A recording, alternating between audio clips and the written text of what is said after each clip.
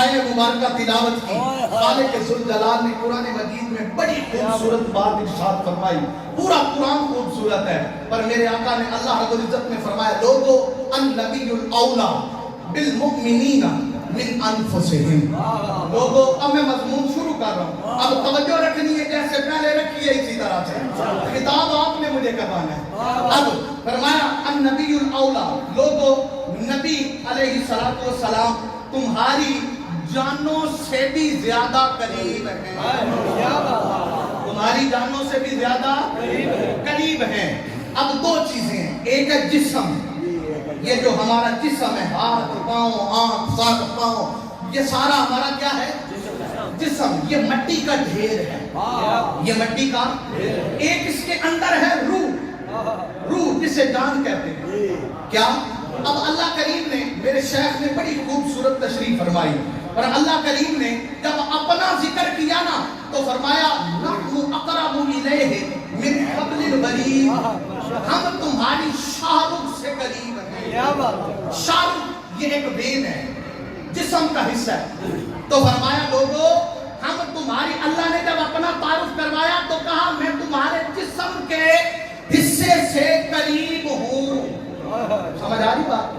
شور تو نہیں ہے نا؟ تمہارے قریب ہوں.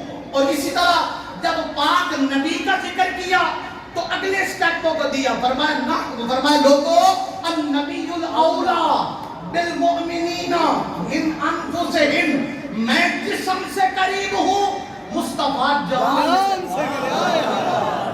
جان سے قریب ہے. جسم یہ ہے، یہ ہاتھ اگر کٹ جائے، اس سے خون بہنا شروع ہو جائے، ایک وقت لگے گا موت آنے میں، ایک وقت لگے گا موت کے آنے میں. اگر شاہ رخ کٹ جائے، ایک وقت لگے گا موت کے آنے میں، کیونکہ جسم کا حصہ کٹا ہے. اور اگر موت تب آتی ہے جب جان نکلتی ہے، جب جان نکلتی ہے. میں سادہ کر کے بات سمجھا دوں، توجہ کرنی. اللہ نے کیا فرمایا؟ جب لوگوں، جو میں نے تمہیداً جملہ کہا، اللہ نے فرمایا لوگوں نحن اقرب الیہ من حبل الورید، کہ اگر میرے کسی عمل میں کمزور بھی رہ گئے، نماز میں، نماز چھڑنی نہیں ہے، کمزور بھی رہ گئے، زکوٰۃ میں کمزور بھی رہ گئے، حج میں کمزور بھی رہ گئے، جہاد میں کمزور بھی رہ گئے، میرے کسی ذکر میں تم کمزور اگر رہ گئے، میں کوئی نہ کوئی ڈھیل دے دوں گا، میں اتنا وقت دے دوں گا کہ توبہ کر لینا. پر فرمایا النبی الاولا بالمؤمنین من انفسہم، ارے لوگوں میرا نبی تمہاری جان ہے، اگر وہ دی گستاخی کی تے سو بھی نہیں لگا. یہاں سے دو نکتے نکلے. ایک نکتہ تو یہ نکلا کہ مصطفیٰ کے بغیر زندگی کوئی نہیں. سونے تو بغیر ہے، بولو بولو حضور تو بغیر ہے، زندگی نہیں ہے. اور دوسرا نکتہ یہ نکلا کہ یہ جان تیری نہیں ہے، یہ جان، میں مثال سے سمجھا دیتا ہوں. ہمارا جسم ہم لے کے پھر رہے ہیں، اگر یہ جان ہو ہماری تو کیا فرمایا؟ فرمایا کہ اگر تم خود کشی کرو، بندہ خود کشی کرے تو کیا کرے گا؟ حرام موت مرے گا. کیا کرے گا؟ حرام موت مرے گا. کیوں؟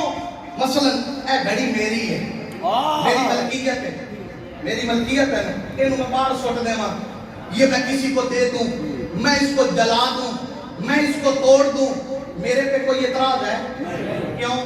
میری ہے، ملکیت ہے، میری ملکیت ہے. یہ کسی نے میرے سامنے اپنا موبائل رکھا ہے، امانتاً رکھا ہے، میں اس کو اٹھا کے توڑ دوں یا میں کسی کو دے دوں، میں اس کو غائب کر دوں، تو میں نے کیا کیا؟ میں نے حرام کام کیا. کیوں؟ میری ملکیت میری ملکیت یہ نہیں ہے، یہ میری ملکیت ہے، اس پہ سوال ہے. وہ میری ملکیت نہیں ہے، اس پہ سوال ہوتا ہے. اب توجہ کرنا، اس نے کہا لوگوں جان تمہیں جو دے رکھی ہے، جس کے بدلے تم رانا صاحب بھی ہو، تم چودھری صاحب بھی ہو، تم مار صاحب بھی ہو، تم حضرت صاحب بھی ہو، تم علامہ صاحب بھی ہو،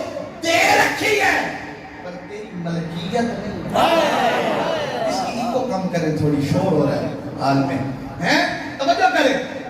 پر تیری ملکیت نہیں ہے. باری تعالیٰ کیوں؟ فرمایا ملکیت ہوتی تو تو بھلے خودکشی کرتا. مجھے کیا تیری ملکیت ہے تو باری تعالیٰ اب کیا فرمایا؟ نہیں. النبی الاولیٰ بالمؤمنین من انفسہم. فرمایا لوگوں یہ جان تمہاری نہیں ہے، ارے یہ جان تو محمد رسول اللہ کی ہے. اگر ان پہ کی نثار، اگر ان پہ کی نثار تو اس جان کی قدر ہے. اس جان کی قدر ہے. ایک بندہ میدان میں اترا ہے، جا کے شہید ہو گیا، شہید ہو گیا اسلام کی خاطر، دین کی خاطر. اس کو انعام ملا اور کہا کہ بغیر حساب کے اپنا دیدار کرواتا ہوں، بغیر حساب کے اپنا دیدار کرواتا ہوں. اور اعلان کر رکھا ہے من یقتل فی سبیل اللہ اموات بل احیاء ولکن لا تشعرون. جو مارا جائے اللہ کی راہ میں وہ زندہ ہے، اس کو مردہ نہ کرو.